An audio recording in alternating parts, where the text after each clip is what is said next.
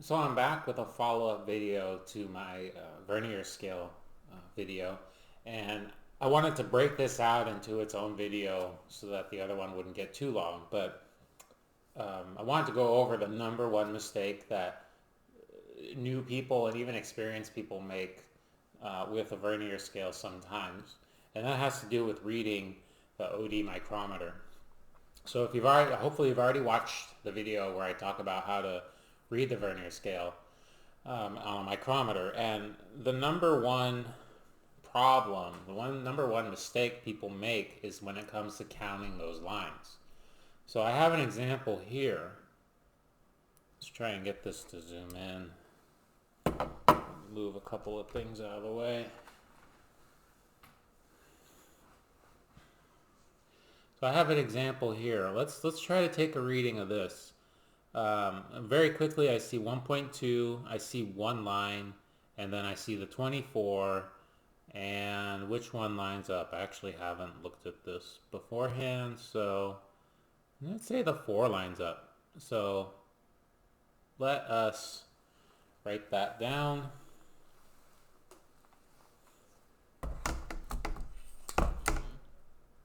So I have my first reading, I get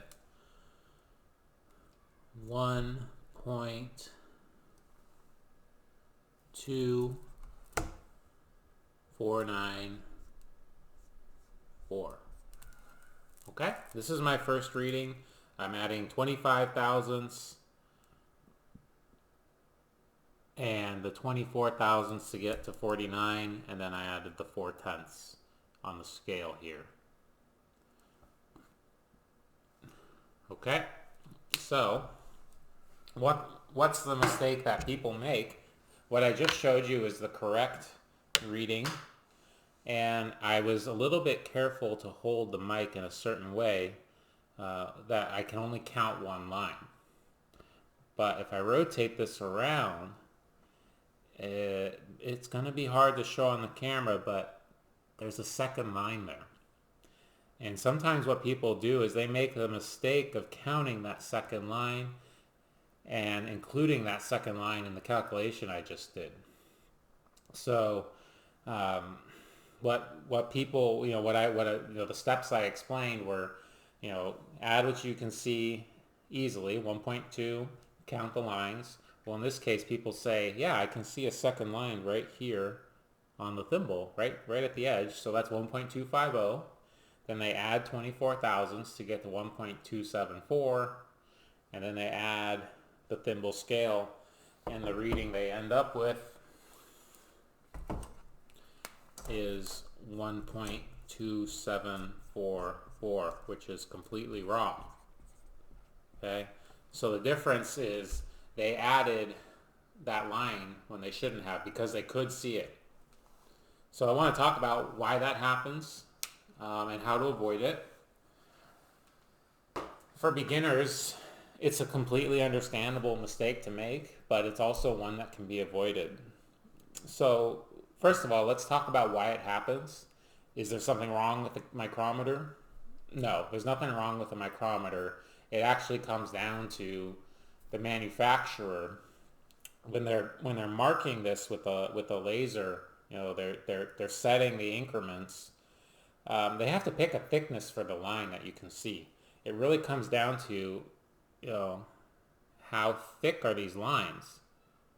Because if they're so thick that you see them really well, they're not useful because they're so thick, they overlap, they don't give you any precision. And if they're too thin, they're hard to see, and they may be hard to manufacture that thin repeatedly. So they have an increment that's a compromise that you can see well. You can still use the you can still use the micrometer as intended. The downside of that is sometimes the lines are so thick they start to peak out when you get close to the thimble and you get close to that rotation. So a lot of beginners, they're just going through the motions. They're not double checking themselves. They're not thinking about, does this make sense? I'm adding the second line and then I'm adding 24 to that when they should really be only adding one line and like most of the second line, but you haven't quite gotten there yet. So the way to avoid it, the way to make sure you don't make a mistake, what I do, it comes down to the thimble. Come on, camera, zoom in. There we go. It comes down to the thimble. Have you reached the 0 or not? When you reach the 0, you've gotten to the second line. So in this example, I'm working way up from 20 to 21 to 24, and then it stops. I haven't gotten to the 0 yet, so I'm not going to add that line.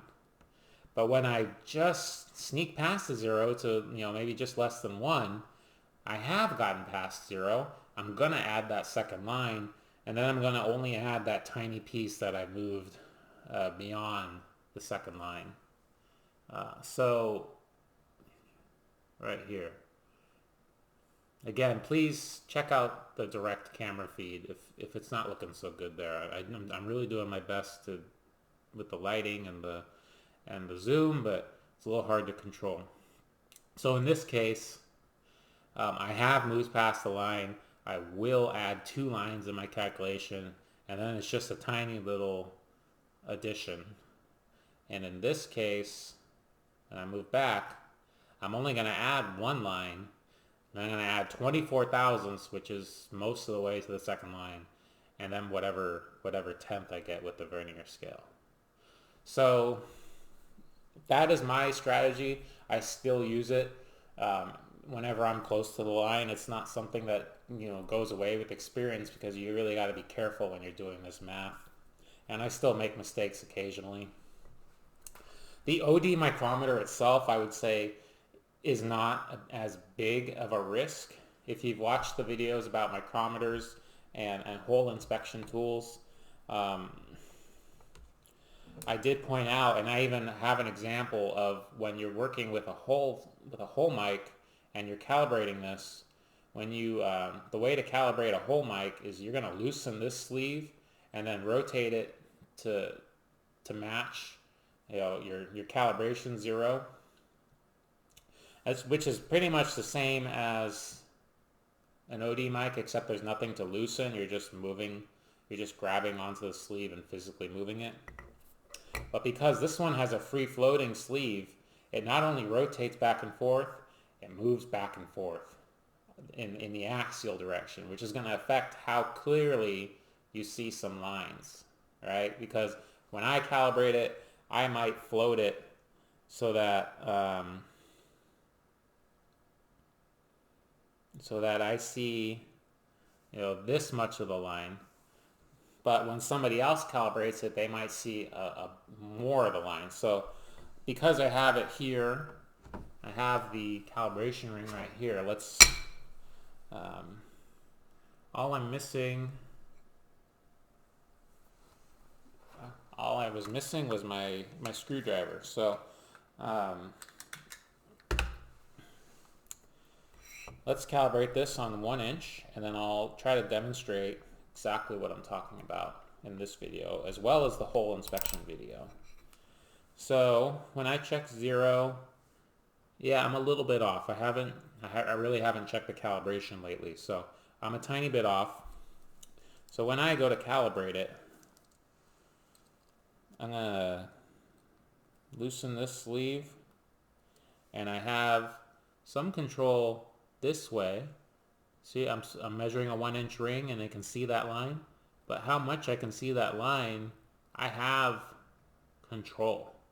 So if I set it, I can just barely see the line. Some people are going to set it so you can see the full line.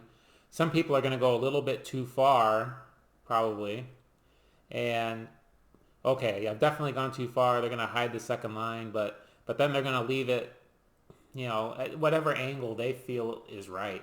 I know it's really hard to see on the big monitor there. So I'm going to set it, I like to set it where I can just barely see the line. That's my style. And I'm going to lock it down, and I need to loosen it and redo it.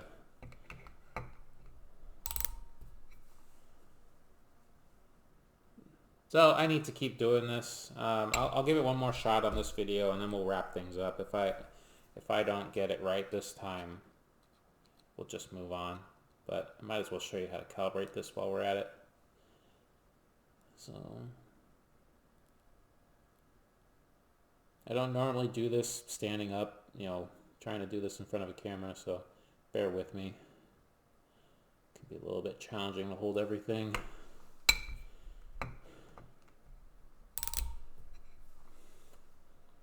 Alright, not too bad. I'm still a little bit off, right? It's using the Vernier scale, I'm probably a little bit small.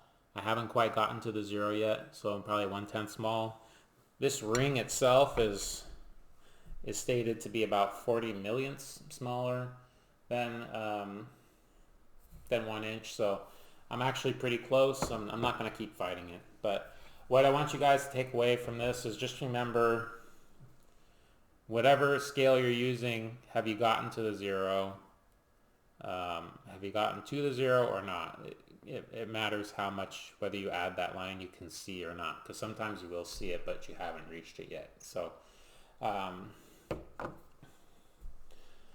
thank you for checking out this video.